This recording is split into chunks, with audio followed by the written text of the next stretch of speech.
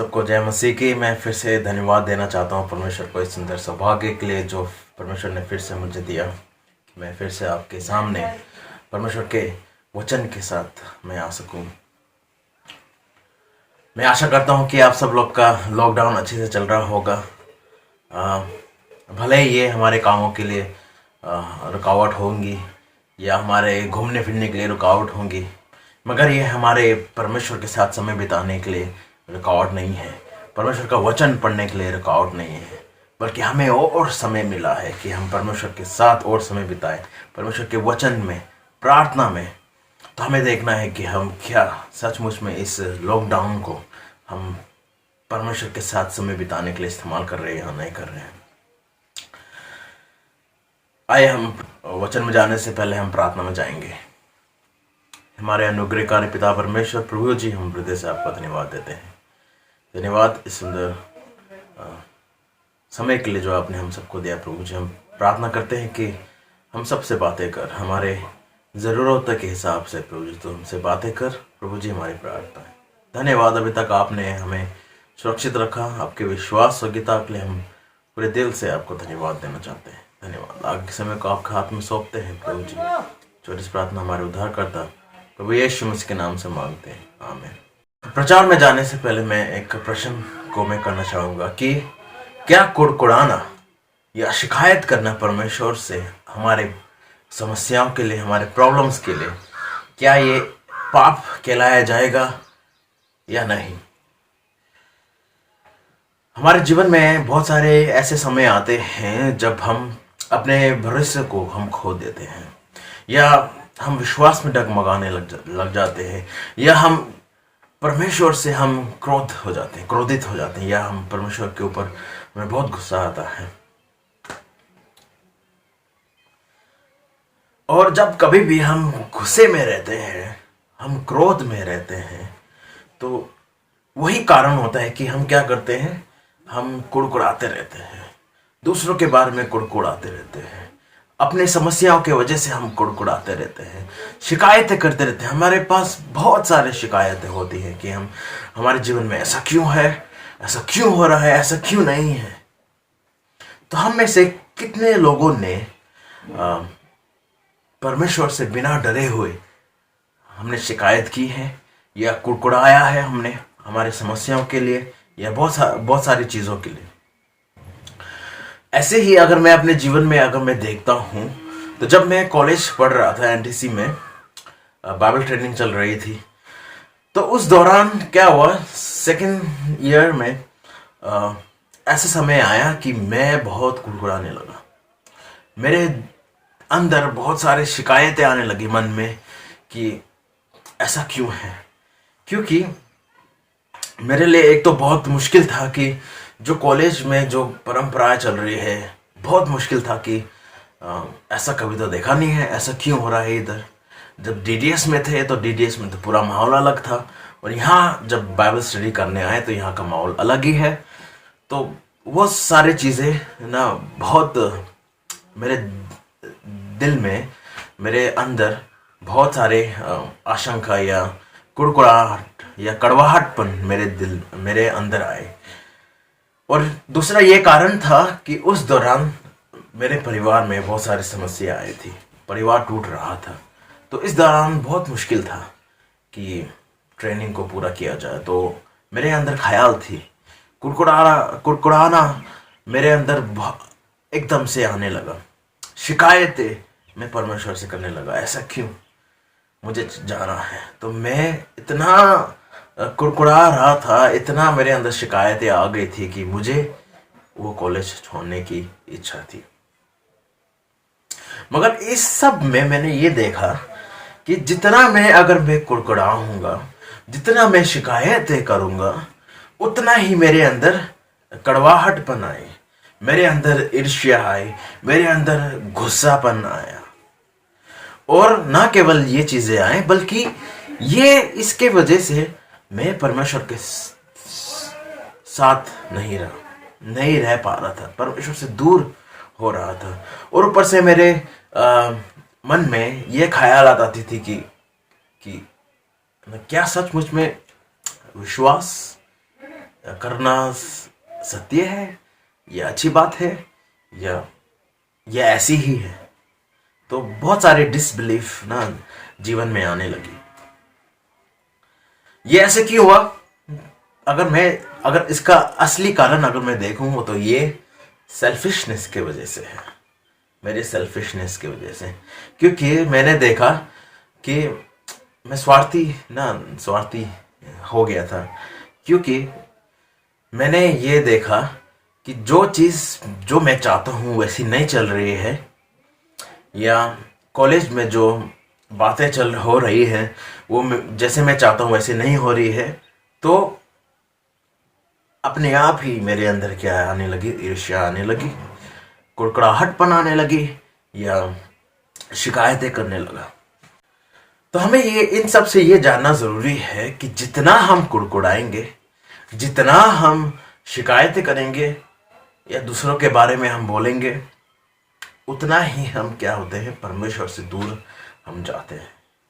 हमें देखना है कि हमें ये करना चाहिए या नहीं करना चाहिए। मगर परमेश्वर का वचन क्या कहती है, हमें कैसे अपने जीवन को बिताना है।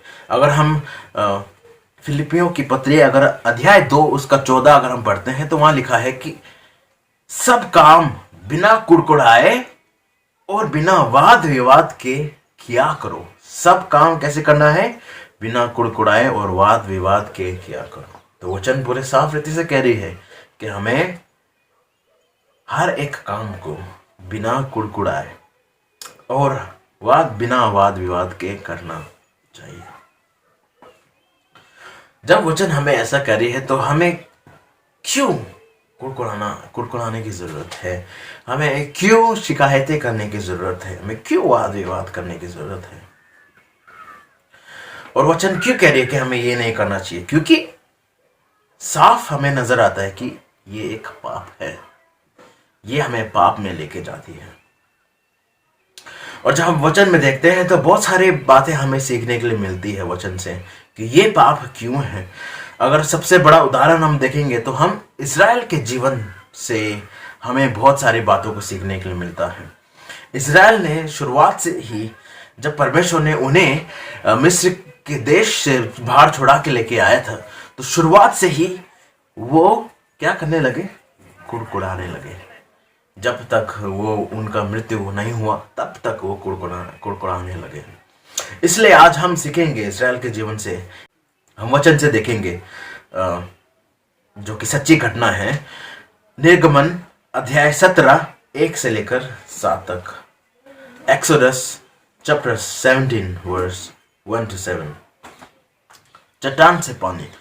फिर इज़राइलियों की सारी मंडली सीन नामक जंगल से निकली और यहोवा के आज्ञा अनुसार कुछ करके रपीदीम में अपने डेरे खड़े किए।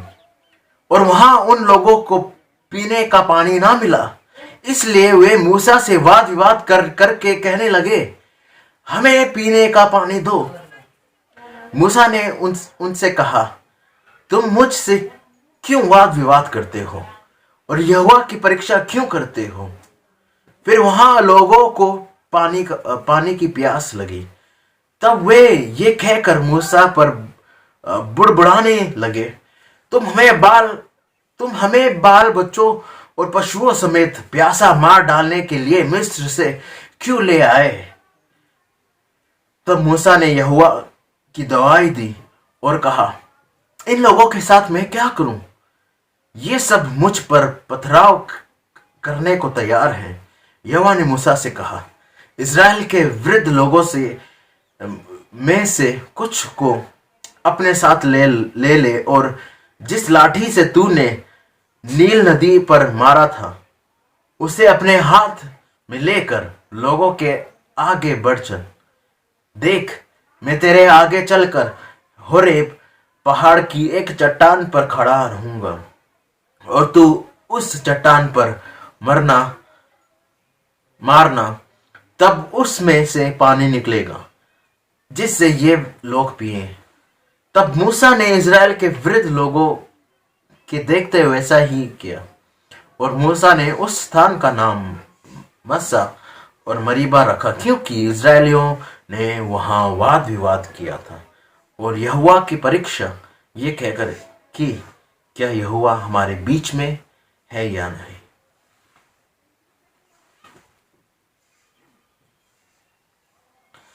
तो हम इस आयत से हम ये साफ रीति से हम ये पा सकते हैं कि यहाँ पे इज़राइल के लोगों ने वाद विवाद किया, कुड़कुड़ाने लगे, परमेश्वर को वो शिकायतें करने लगे मूसा के द्वारा।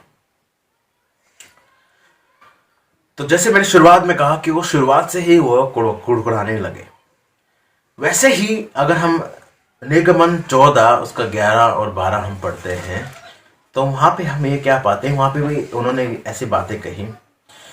और वे मूसा से कहने लगे, क्या मिस्र में कब्र ना थी जो हमको वहां से मरने के लिए जंगल में ले आया? तूने हमसे ये क्या किया कि हमको मिस्र से निकाल लाया? क्या हम तुझ से मिस्र में यही बात ना कहते रहे कि हमें रहने दे कि हम मिस्रियों की सेवा करें? हमारे लिए जंगल में मरने की उपेक्षा मिस्रियों की सेवा करना अच्छा है। हमारे लिए जंगल में मरने की उपेक्षा मिस्रियों की सेवा करना अच्छा था। यानी कि लोग कह रहे, यहाँ पे इन्होंने कहा, जब ये लोग नील नदी के आगे पहुंच गए थे, तो जब इन्होंने देखा कुछ रास्ता नहीं है, पीछे से मिस्र लोग आ रहे हैं, तो तब इन्होंने ये बातें कही। तो यहाँ पे क्या कहा, भला होता कि हम मिस्र में होते, बजाय कि हम इस जंगल में हम मर जाए। तो अगर हम देखें तो जो इजराइल के लोगों ने कहा कि जंगल में मरने के बजाय हम मिस्र में होते तो अच्छा होता, तो ये बातें सच में हुई। सारे इजराइल के लोग जब 40 साल पूरे मरुभूमि में यात्रा करने के पश्चात वो लोग मरुभूमि में ही मर गए। तो हम कह सकते हैं कि जो उन्होंने यहाँ पे कहा निर्गमन 14 में उन्होंने जो बातें कही वो सच हुई, कि वो लोग मर चुके थे। उन्होंने पहले ही कहा था कि वो लोग मर जाएंगे, जो कि सच हुई। तो हम ये कह सकते हैं, क्या परमेश्वर मर्सीफुल नहीं है? क्या परमेश्वर दयालु नहीं है? हम ये भी कह सकते हैं कि परमेश्वर अनफेयर है ना, परमेश्वर अपनी बातों को पूरा नहीं करते हैं। हम ऐसे भी कह सकते हैं। हम ऐसे भी कह सकते हैं कि परमेश्वर ने अपने लोगों को मिस्र से क्यों लेके आया? क्या इसलिए लेके आया कि उनके लोग इस मरुभूमि में मर जाए?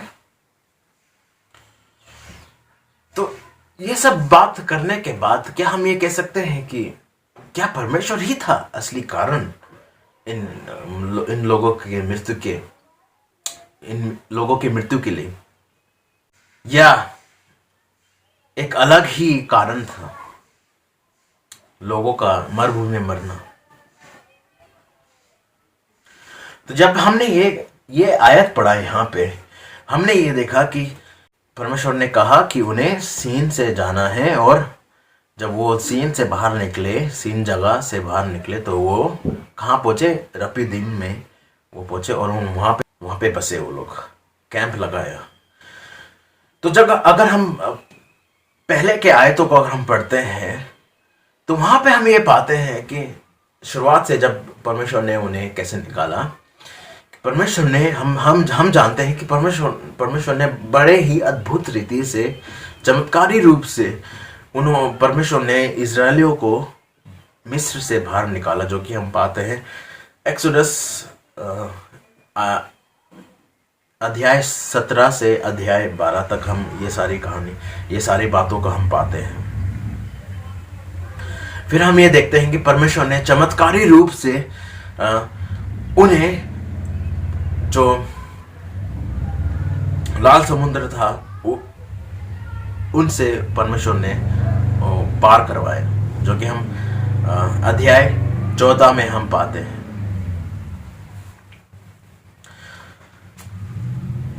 फिर हम देखते हैं कि जब वो लोग मारा एक जगह में जब पहुंचे थे, वहाँ पे कड़वा पानी उन्हें मिला। तो वहाँ पे जब उन्होंने कुड़कुड़ाया तो उसके बाद परमेश्वर ने उन्हें वहाँ पे पीने के लिए पानी दी। फिर चौथी बात अगर हम देखते हैं, परमेश्वर ने उन्हें चमत्कारी रूप से उन्हें खाना दिया और मन्ना दिया। मन्ना हमें पता है कि एक स्वर्गीय भोजन हम करके मानते हैं। वो दिया, वो तब दिया जब उन्होंने जो सीन का जो मरुभूमि में वहाँ पे उन्होंने कुड़कुड़ाया था, तब परमेश्वर ने वहाँ पे उन्हें खाना और मन्ना दिया। और फिर जब वो सीन के मरुभूमि के बाद जब वो रेफीदीम में पहुंचे, तो वहां पे उन्होंने क्या पाया?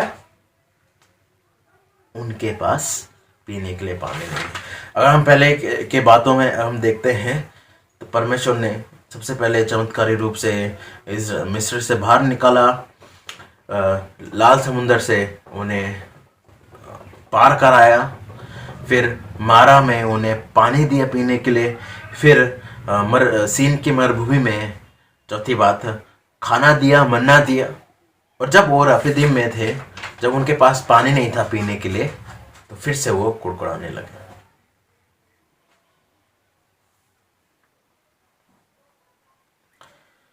ऐसा क्यों? जब उन्होंने ये पाया कि उनके पास पीने के लिए पानी नहीं है, तो उन्होंने क्या किया? हमें पता है कि वो कुड़कुड़ाने लगे। उन्होंने प्रार्थना नहीं की, उन्होंने परमेश्वर को धन्यवाद नहीं दिया कि परमेश्वर ने अभी तक हमें सुरक्षित रखा, बल्कि ये करने के बजाय उन्होंने निरंतर शुरुआत से ही परमेश्वर को कुड़कुड़ाने लगे, परमेश्वर से शिकायतें करने लगे कि क्या परमेश्वर ने हमें, मूसा को बोलने लगे कि क्या तूने हमें यहाँ पे मरुभूमि में इसलिए लेके आए कि हम यहाँ मर जाए? भला होता कि हम मिस्र में होते, उनकी सेवा कर रहे होते। तो जब हमारे जीवन में ऐसी परिस्थितियां आती है, ऐसी मुश्किलें आती है, परेशानियां आती है, हम क्या करते हैं जब हम ये पाते हैं कि हमारे पास सामर्थ नहीं है? हम क्या करते हैं जब हम ये पाते हैं कि हम आशाहीन हैं, हमारी मदद करने के लिए कोई नहीं है? हमारा क्या प्रत्युत्तर रहता है? हम क्या करते हैं? जब उन्होंने ये पाया उनके पास पानी नहीं है पीने के लिए, तो उन्होंने क्या किया? मूसा से उन्होंने शिकायतें करने लगी, कुड़कुड़ाने लगे। ये बोला कि हमें पीने के लिए पानी दो। फिर बोला कि हमें मिस्र से क्यों लेके आया, बाहर क्यों निकाल के लेके आया हमें? क्या हमें यही मारना चाहते हैं? हमारे बाल बच्चों को, हमारे जो जानवर हमने लेके आए, उन सबको क्या प्यास से हमें मारना चाहते हैं इधर? क्या इस्राएल के लोग, परमेश्वर ने जबकि इतना चमत्कार कर चुके हैं उनके साथ, उनके लिए इतना बड़े बड़े काम किए हैं, अद्भुत रीति से परमेश्वर ने बाहर निकाल के लेके आया, लाल समुद्र से उन्होंने पार करवाया और खाना दिया, मन्ना दिया, पीने के लिए पानी दिया था पहले। ये सब होने के बावजूद भी जब उन्होंने यहाँ पे रेफीदीम में पानी नहीं पाया, तो वो कुड़कुड़ाने लगे, शिकायतें करने लगे। क्या वो लोग, उन्होंने ये याद नहीं किया कि परमेश्वर ने जब उन्हें इतने अद्भुत रीति से मिस्र के देश से बाहर लेके आया, लाल समुद्र से पार करवाया, उन्हें खाने के लिए मन्ना दी, पानी दिया, क्या उन्हें ये सब बातें याद नहीं आई? जब यहां पे उन्हें पानी नहीं मिला, तो फिर से वो लोग कुड़कुड़ाने लगे, फिर से वो लोग परमेश्वर से शिकायतें करने लगे। अगर हम आयत 7 को हम पढ़ते हैं, उन्होंने सिर्फ ये बात ही नहीं कही, उन्होंने ये भी कहा आयत 7 में, क्या यहोवा हमारे बीच में है यहां नहीं? जो कि बहुत बड़ी बात है, बहुत ही डरावनी बात है। अगर हम परमेश्वर को ऐसे कहते हैं कि क्या परमेश्वर हमारे बीच में है या नहीं, हमें देखना है कि कारण क्या है। असली कारण क्या है कि ये सब घटना घट रही है। हम में से कितने हैं जो भी हम भी ऐसा कहते हैं कि क्या परमेश्वर हमारे साथ है या नहीं है। क्या कितने हैं जो अभी भी कुड़कुड़ाते रहते हैं, परमेश्वर से शिकायतें करते हैं। अगर हम असली कारण देखेंगे, जैसे मैंने शुरुआत में बताया कि मेरे स्वार्थीपन में मुझे नजर आया कि मेरे स्वार्थीपन की वजह से ही मैं कुड़कुड़ाने लगा था। मैंने ना ये पाप किए थे, परमेश्वर से शिकायतें करने लगा। वैसे ही अगर हम इज़राइल के जीवन में देखते हैं, उन्होंने भी ऐसे ही कुछ किया। वही उनके वजह से ही वो लोग पूरी मरुभूमि में 40 साल तक उन्होंने यात्रा की, और उनके लगातार कुड़कुड़ाने के वजह से, लगातार वाद विवाद करने के वजह से, लगातार संदेह करने की वजह से परमेश्वर के ऊपर, लगातार परमेश्वर के हर एक चमत्कारों को भूलने की वजह से वो प्रॉमिस लैंड में भी नहीं जा पाए, बल्कि वो मरुभूमि में ही वो लोग मर गए। उनकी दूसरी पीढ़ी गई थी, नई पीढ़ी जिसको हम बोलते हैं। तो हमें भी देखना है कि क्या हम भी ऐसे बातें तो नहीं कर रहे हैं, क्या हमारे साथ भी ऐसा तो नहीं होगा अगर हम परमेश्वर को लगातार हम कुड़कुड़ाते रहेंगे, परमेश्वर से शिकायतें करने लगेंगे, या कहेंगे कि क्या परमेश्वर हमारे साथ है या नहीं है। यह हो सकता है कि हम ऐसे बातों को कहें, हमारे दिमाग में ऐसी बातें आ सकती है, ख्याल आ सकती है, क्योंकि आजकल की परिस्थिति ऐसी ही है। मगर इस समय को हम परमेश्वर के साथ समय बिताना ना छोड़े। इस समय को हम परमेश्वर के साथ और संबंध है ना अपना घनिष्ठ करें और गहरा करें, तभी हम ये सारे कार्य नहीं करेंगे, तभी हम कुड़कुड़ाएंगे नहीं। और सबसे बड़ी बात, हमें ये नहीं भूलना है कि यहाँ पे परमेश्वर ने ये सब होने के बावजूद भी परमेश्वर ने अपने दया में, अपने प्रेम में उन्हें पीने के लिए पानी दिया। कैसे?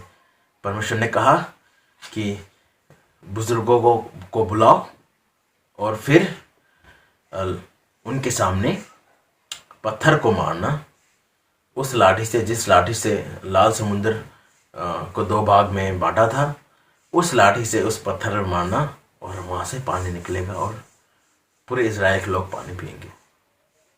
और ऐसा ही हुआ। मूसा ने ऐसे ही किया, परमेश्वर के आदेश को मानकर बुजुर्गों के सामने उन्होंने लाठी मारी और वहां से पानी निकला उस चट्टान से, और लोगों ने पानी पिया और सबकी प्यास बुझ गई। तो हमें ये देखना है कि ये नहीं भूलना है कि परमेश्वर हम सबकी ज़रूरतों को अच्छी रीति से जानते हैं। भली बात है, वो हमारे हर एक परिस्थितियों को जानते हैं। हमारी क्या ज़रूरतें हैं वो परमेश्वर हमें जानते हैं। हमारी क्या परिस्थितियां हैं, किस समस्या से हम गुजर रहे हैं, सब परमेश्वर अच्छी रीति से जानते हैं। हमें नहीं भूलना है, बल्कि हमें हर एक समय में, खास तौर से इस समय में, ऐसे परिस्थितियों में हमें क्या करना है? परमेश्वर के ऊपर भरोसा करना नहीं छोड़ना है। परमेश्वर के ऊपर, हम परमेश्वर के काम के ऊपर हमें है ना संदेह नहीं करना है, जो कि इज़राइल के लोगों ने किया। परमेश्वर के ऊपर उन्होंने संदेह किया, भरोसा नहीं किया, और उसी की वजह से वो लोग कुड़कुड़ाने लगे। और उस कुड़कुड़ाने की वजह से वो लोग मरुभूमि में 40 साल यात्रा करने के बावजूद भी वो लोग वहां पे मर गए। तो हमें क्या करना है? इस समय में हमें विश्वास का कदम उठाना जरूरी है। हमें भरोसा करना सीखना है हर समय। तो ये जो समय है, बहुत अच्छा समय है कि हम परमेश्वर के साथ और समय हम बिता सके, और भरोसा करना सीखे, और ये जाने कि परमेश्वर हम सबके लिए ना कैसे कार्य कर सकता है। परमेश्वर को हम काम करने दें, वो अपनी रीति से काम करेगा, मगर हमें क्या करना है? भरोसा करते रहना है। और भरोसा करने का सबसे बड़ा चिन्ह क्या है?